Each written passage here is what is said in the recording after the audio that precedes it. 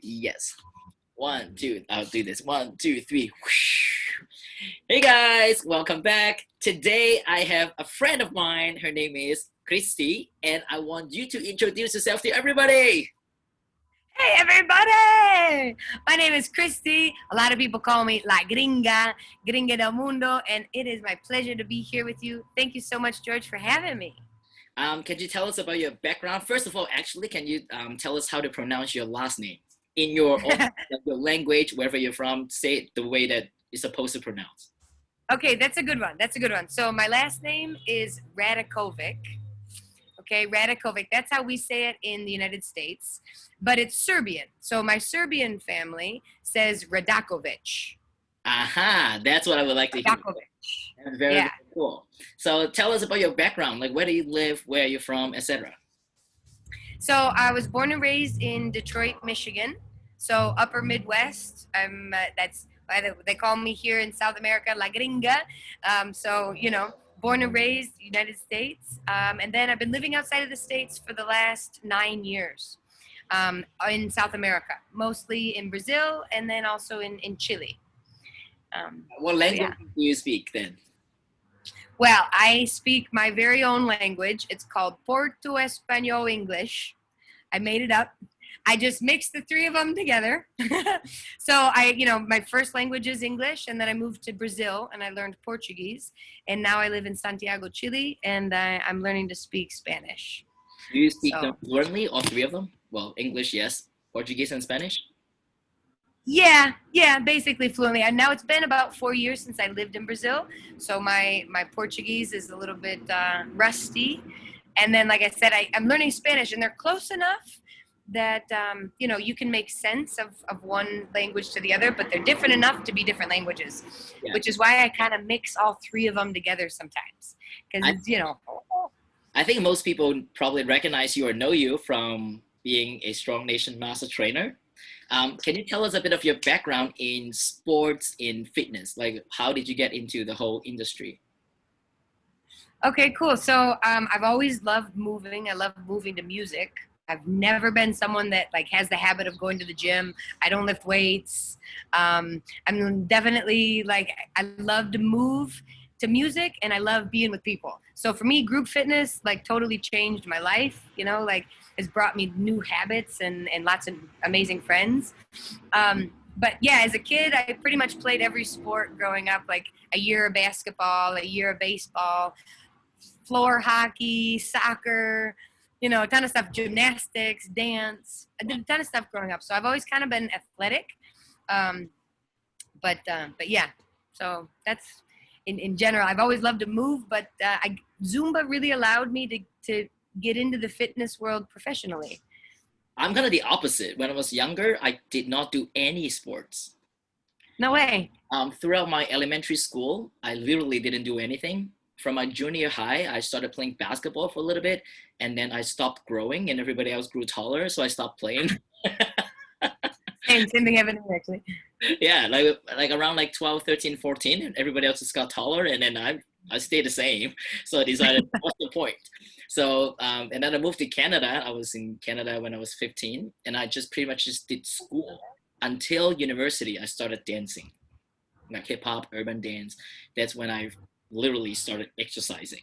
So the dance workout and whole background is from there. So you started doing sports when you were little. Did you do like any sports team? Did you actually competed throughout college? So yeah, so I got into lots of different sports. The three sports that I played most basically was dance, soccer, and gymnastics. And with all three of those, I did compete in dance. I did end up competing, doing some like competitions and stuff in dance. But with gymnastics and soccer, I would get to a point where it would start to get serious, and then like it became no more fun for me. I'm like, yeah, no, I'm really not that like big into competition. I like really, there are people that are like, they're like really into winning and stuff, and like, I like to have fun. I like, I enjoy being with friends. So So I'm just trying to think right now. Have I or has anybody seen you dance? Because do you teach regular Zumba? Yeah, I'm a Zumba instructor. Yeah. Do you have Almost. any videos of yourself dancing Zumba on social media? Oh my God. Oh my God. Actually, so I owned a studio in Brazil. It was called Club Krazy, crazy with a K, Club Krazy. And we have a YouTube channel. And you Oh, can see all these ridiculous videos of me dancing. Ah. I hope they're still there so I can actually link the YouTube video to this video. Cool. Yeah. So that's been one thing that's been super fun about the pandemic is I'm now giving Zumba classes also. Like I do a strong 30 and a 30 minutes of Zumba for dessert. Yeah. So like I'm really stiff now. It's weird. I feel like a robot. So what did you do, like job-wise? What did you do before you became a group fitness instructor? Yeah, so I actually have a master's degree in packaging science. Oh So my I'm an God. engineer, packaging engineer. Yeah. I Hey, did research for my engineer. university. High five. You're an engineer too? Yes! Yes, but computer. Computer. Yeah. Okay. Cool. Packaging engineer. Wow, never heard of that. Packaging.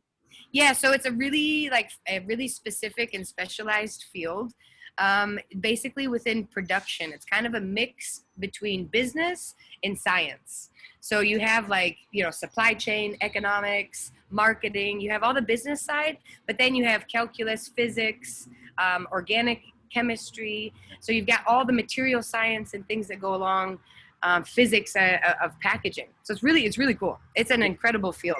And did you do that in the US?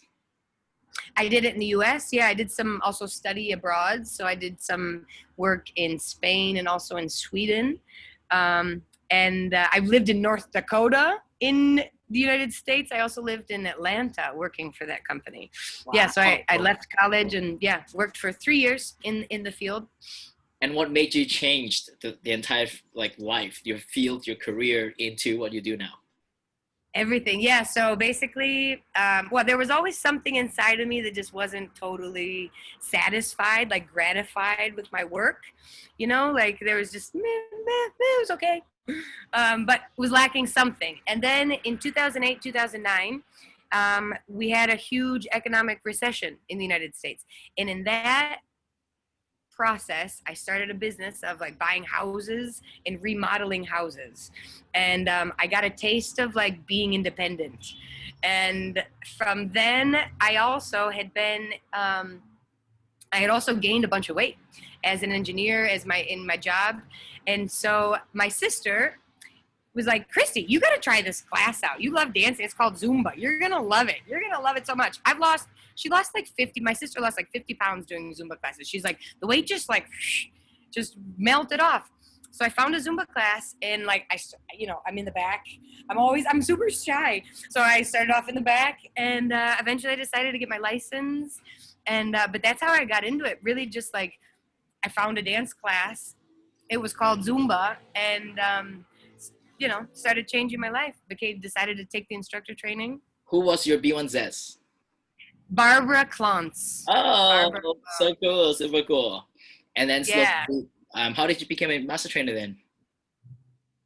So that's actually a really crazy story. At the end of the day, I was called one weekend to translate for a friend of mine that I had met at the Zumba convention that year. It was only 2 months prior. I had met Rodrigo Diaz at the Zumba convention, and I was working as a volunteer for the Olympics in Rio de Janeiro. And so I actually had a break between the Olympics. It was the Olympics and the Paralympics. We had one weekend as a break. And in this weekend, I got a call saying, hey, we need a translator. Rodrigo needs a translator in Sao Paulo. Can you go? I actually was like, yeah, I can. I'm here and I actually have a break. So I went there and little to know, to find out that it was Rodrigo, Ailey, and me. And me and Rodrigo and Ailey. And that was it. And it was crazy. And I was translating in Spanish, between English, Ailey, which isn't even her first language, English, to Portuguese, because I spoke Portuguese. I didn't even speak Spanish in this moment. It's Portuguese to Spanish for Rodrigo. Oh. So that's actually how I had found, that's how I fell in love with strong. As a Zumba instructor, my Zumba classes were always really fitness, like squats and push-ups. Like I would do stuff that was not Zumba in my Zumba classes. And so like when Strong came out, I was like, oh, that's for me. I love that. So I actually signed up to take the training with Natalia Ferreira before it launched at ZinCon in 2016.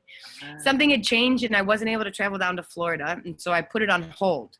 So that weekend that I got called to Sao Paulo, Ailey did the first training outside of the United States. It was the first training. It was in South America. It was in Sao Paulo, Brazil. And I was able to get into that sold out training because I already had a credit on hold. And so I took my first Strong by Zumba class in my instructor training, fell in love with it, and then just continued being involved. And that's really like how it started. Yeah. And you probably had a call saying that they need a master trainer for a certain region, and then you applied? Yeah, they had a call, and I applied for Brazil and also for the United States. I was denied for both. First 2 times I was denied. Twice I was denied. Then, and eventually they had a call for ZES in Michigan, where I'm from. And so this was all around the same period of time. And I was also traveling at this point in my life. And so I applied to be ZES. They denied me for ZES as well. And then eventually I got an email. One day that was like, hey, we'd like to offer you a position. Oh, that was probably 3 or 4 months after they had denied me for the first time. But that was for the US or for Chile? That was, they asked me, Kristi, where are you living? And I said, well, I'm living in Santiago right now. And I always kind of imagined, like, if one day maybe perhaps I'm offered the opportunity to be a master trainer, I imagine it'd be like in North Dakota or in Iowa or some place like that maybe I didn't necessarily want to live. Nothing against those states or places. But they offered me home base in Chile and then floating LATAM. And so that floating LATAM just meant that they would send me to different places, which was like bigger and better than anything I could ever have dreamed above, you know? Like, really, yeah, it was incredible. Incredible. Good story. It's good to know. I wonder how many people actually know these things about you. Like, do you think that people, like, on our team even, like, would know your backstory? No, I think a lot of people, definitely not. Yeah. Definitely not. Super cool that we get to chat about it. Oh, so, and you know what? Actually, wait, let me do one more thing. So, Ana Kobe took that training in Brazil. Ana Kobe was in that training as well. And I remember her being like, wow, she's amazing. Who is this amazing Brazilian goddess, right? So when I got the phone call, basically when I found out that I didn't get the master trainer position in Brazil, Ailey was like, Kristi, you know, they're interested in you, but, you know, you don't have CREFI, which is a requirement that you have to have in Brazil. And so when she said that they were interested in me, I thought, wait a second, but what happened to Ana Kobe? Because that job is Ana Kobe's. I knew it was Ana Kobe's. So I called Ana Kobe and I was like, Anna, what happened with your application? And she was like, you know what, actually I didn't apply, you know, because I don't speak English. And I'm like, no, Anna, no, that can't be. This is your job. And she, like, you know, she worked up and wrote an email to Ailey saying, hey, like, I don't speak English, but I'd like to apply. And they were like, look, we'll work with you, apply. And she got it. How cool is that? And then I can tell you a fun story about Ana Kobe as well. So I was on social media. I just saw, like, people tagging Strong and stuff. So I happened to be at her profile and saw her video. Like, you know how she does amazing editing videos on stage and teaching? And I'm like, oh my God, she's so good. And I actually forwarded it to Ailey. I'm like, Ailey, like, do you know this girl? Like, she's so good. And then she's like, haven't you read the chat? She's a master trainer. I'm like, oh my God. Because, you know, we add people, like, once in a while, but then you don't get to see the photos or anything or videos. So, like, she was actually already a master trainer in the chat group that we have, but I didn't know. Like, hey, look at her, she's so good. She's like, that's Anna, a master trainer. Yeah, she's amazing. It's so cool. No, we have such, like, talented people on our team. We really do. Like, both, like the Zumba and the Strong team, like, super amazingly talented people, which is incredible. Totally. Yeah. Totally. Strong techs and jammers too. Yeah. Like, really. Oh my God. The home office does an incredible job, you know, like vetting and going through the process. No, the talent is just, like, off the roof. Okay, at the end, I do have a fast lightning round for you. Okay.